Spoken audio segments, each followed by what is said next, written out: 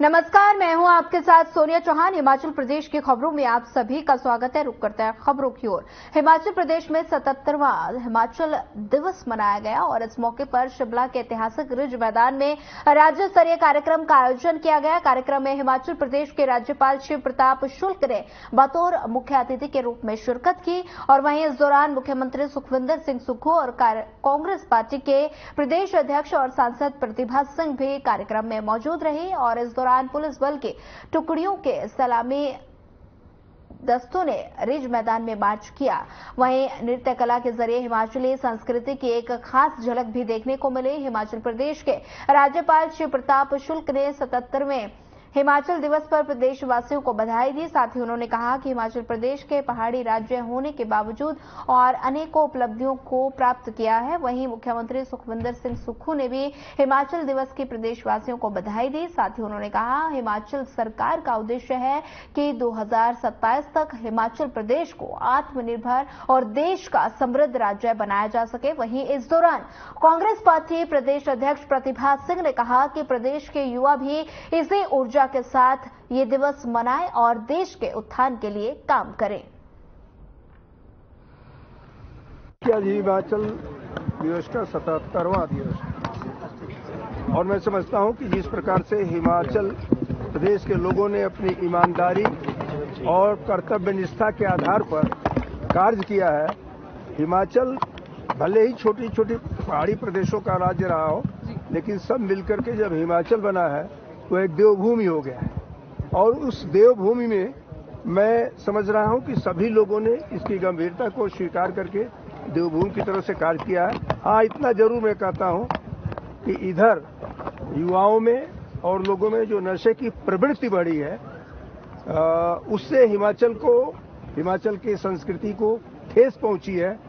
सभी लोगों को मिल करके हिमाचल प्रदेश से नशा के उन्मूलन के लिए कार्य करना चाहिए ताकि जो प्रतिष्ठा हिमाचल को मिली है वह और आगे बढ़े। हिमाचल दिवस पर जो 77वां हिमाचल दिवस है, इसमें हिमाचल वासियों को बहुत बहुत शुभकामनाएं। और जो हमारी सरकार का हिमाचल को 2027 तक आत्मनिर्भर बनाने का जो कार्यक्रम है, जो योजना है, उसमें हमें सफलता प्राप्त मिले और 2032 तक हिमाचल प्रदेश हिंदुस्तान का सबसे समृद्धशाली और अमीर राज्य बने। इस हिमाचल उत्सव के मौके पर, हिमाचल दिवस के मौके पर मैं सभी हिमाचल वासियों से अनुरोध करता हूं कि हम सब लोग मिलजुल कर आत्मनिर्भर हिमाचल बनाएं और समृद्धशाली हिमाचल बनाएं और सभी हिमाचल वासियों को हिमाचल दिवस की बहुत बहुत शुभकामनाएं। उल्लास के साथ मनाने जा रहे हैं, तो इस अवसर पर मैं हिमाचल प्रदेश के सभी वासियों को अपनी शुभकामनाएं देती हूं। हम ईश्वर से प्रार्थना करते हैं कि नौजवान पीढ़ी भी इसमें शामिल होकर देश के उत्थान के लिए कार्य करें और उसी तरह से हम मिलजुल कर इस प्रदेश को समृद्ध और ऐसा प्रदेश बनाएं जो एक पूरे हिंदुस्तान में एक मिसाल बने।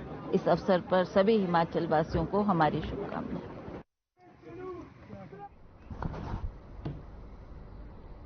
धर्मशाला में पूर्व मुख्यमंत्री और नेता प्रतिपक्ष जयराम ठाकुर ने पत्रकार वार्ता की। इस दौरान उन्होंने बीजेपी के संकल्प पत्र को लेकर चर्चा की। साथ ही उन्होंने कहा कि बीजेपी ने जो अपना संकल्प पत्र घोषित किया है उसका लक्ष्य 5 वर्षों का नहीं बल्कि 2047 का है।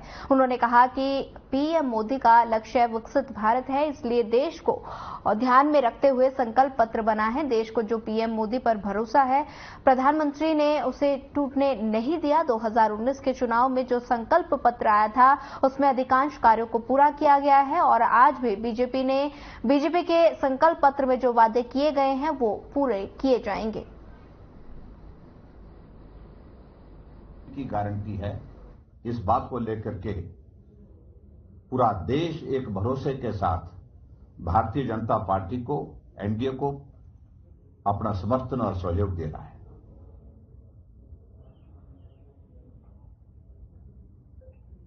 2019 के संकल्प पत्र में कुछ बातों का जिक्र हुआ था और उनमें से अधिकांश चीजों को पूरा करने की दृष्टि से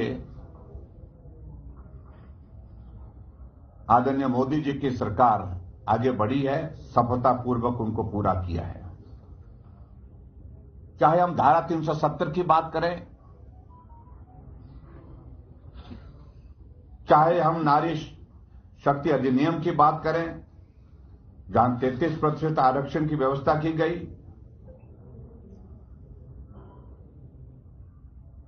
चाहे राम मंदिर निर्माण की बात करें, चाहे हम गरीब कल्याण की बात करें,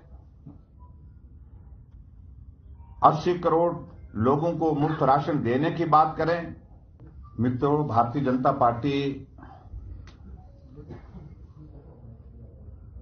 ने लोकसभा के चुनाव की दृष्टि से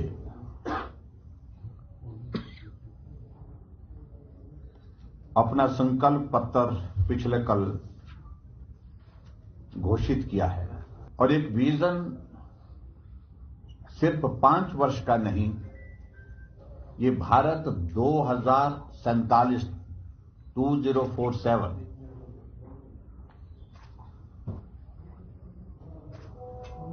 किस प्रकार से दुनिया के सामने खड़ा हो, किस प्रकार से दुनिया के सामने अपने लक्ष्य को हासिल करे। हिमाचल बीजेपी अध्यक्ष डॉक्टर राजीव बिंदल ने भी संकल्प पत्र को लेकर बयान दिया। उन्होंने कहा कि भारतीय जनता पार्टी की ओर से जारी संकल्प पत्र नए भारत का संकल्प पत्र और मोदी की गारंटी है। साथ ही उन्होंने भारतीय जनता पार्टी ने बीते 10 सालों में देश के विकास के लिए बेहतरीन काम किया है और साथ ही आने वाले वक्त का रोड मैप भी जनता के सामने रख दिया। उन्होंने कहा कि आज पूरे देश को प्रधानमंत्री नरेंद्र मोदी के नेतृत्व पर गर्व है, जिससे देश में नरेंद्र मोदी का तीसरी बार प्रधानमंत्री बनना तय है। देश के यशस्वी प्रधानमंत्री श्रद्धेय नरेंद्र भाई मोदी जी, जो भारतीय जनता पार्टी के वरिष्ठतम नेता हैं, उन्होंने भारतीय जनता पार्टी का संकल्प पत्र प्रस्तुत किया, जारी किया। भाजपा का संकल्प, मोदी की गारंटी 2024। मैं इसको रिपीट कर रहा हूं, भाजपा का संकल्प, मोदी की गारंटी 2024। ये जो संकल्प पत्र है, ये मोदी जी की 10 साल की जो कार्यशैली है, 10 साल में जो उन्होंने किया है, वो गारंटी है। उसके आधार पर हमने अगला संकल्प पत्र प्रस्तुत किया है। मेरी ओर से धर्मशाला से बीजेपी प्रत्याशी सुधीर शर्मा के मुख्यमंत्री पर तीखे हमले से प्रदेश की राजनीति में हलचल पैदा हो गई। सुधीर शर्मा ने कहा कि मुख्यमंत्री के पास विद्युत विभाग जैसा महत्वपूर्ण विभाग है, लेकिन मुख्यमंत्री ने विभाग के समानांतर एक एनर्जी मैनेजमेंट कंपनी बना दी है। अब हालात ऐसे हैं कि हिमाचल से बाहर भेजी जाने वाली बिजली की देखरेख ये कंपनी करेगी।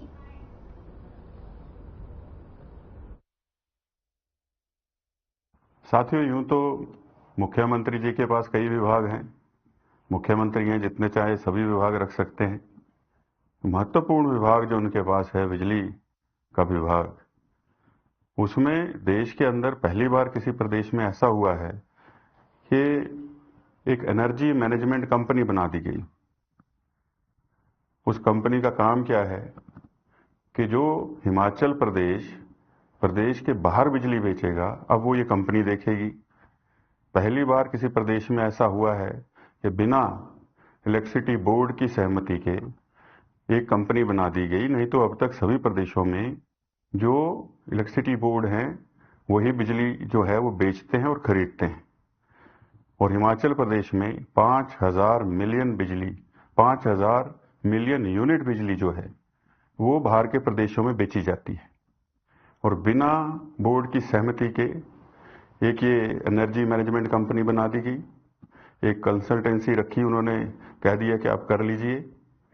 और मजे की बात यह है कि किस रेट पर बाहर बिजली बेचनी है, ये एनर्जी मैनेजमेंट कंपनी ही तय करेगी। मतलब सरकार का उसके ऊपर कोई इख्तियार नहीं। प्रदेश को सीधे सीधे कई हजार करोड़ों का इससे नुकसान हुआ है। और ये सेंट्रल जो इलेक्ट्रिसिटी एक्ट है उसके भी खिलाफ है। वो इसकी इजाजत ही नहीं देता कि इस तरह की कोई प्राइवेट कंपनियां, कोई ठेकेदार आकर के किसी भी प्रदेश की बिजली की खरीदो फरोख्त करे।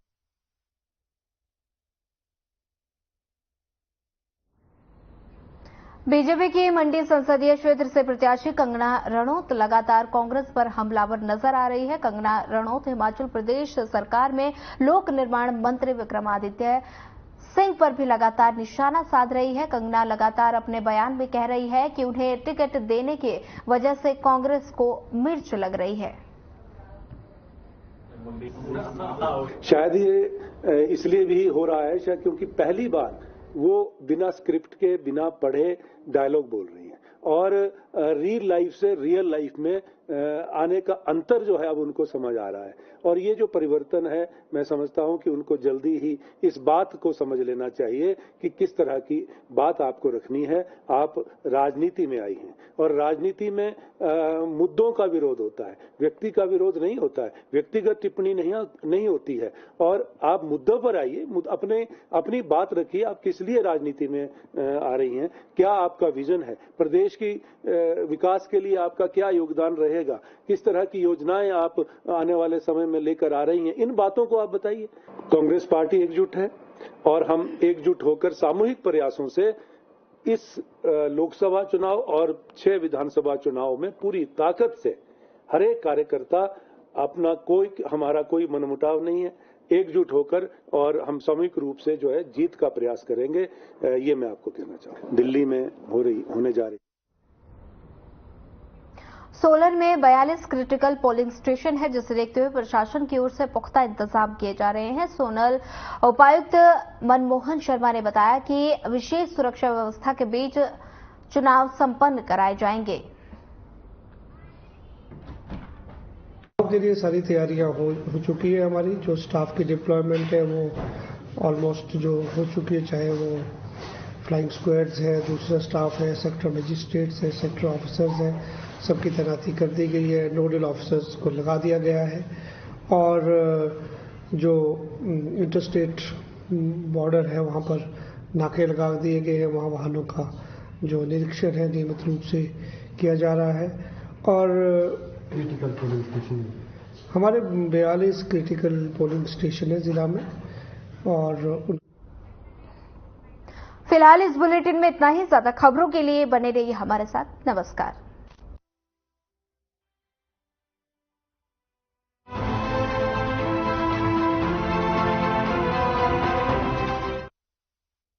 लोगों की